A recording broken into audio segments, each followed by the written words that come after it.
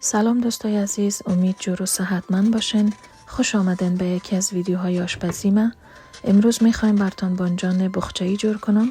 اول بانجان سیاه و کدوهایتون رو سرخ میکنین و همونطور که در تصویر میبینین ما از کاغذ روغنی برای سرخ کردن استفاده کردیم. هم مایتابتون پاک میمانه و روغنش نمیسوزه و هم زیاد روغن جذب بانجان نمیشه. برای مواد کباب کمی پیاز و سیر، یک دانه تخم، کمی آرد و ادویجات کباب من جمله مرچ سیاه، تخم گشنیز، زیره، زردچوبه و دیگه ادویجات مناسب که خودتان استفاده میکنین کلش با هم مخلوط میکنیم و به صورتی که در تصویر میبینین سرخشان میکنیم.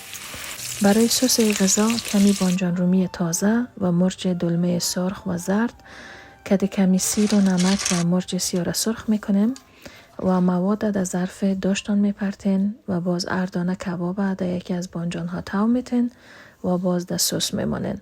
به مدت 15 دقیقه در داش میمانین که مواد به هم دیگه مزه بده. نگفته نمانه شما میتونین تنها از بانجان استفاده کنین.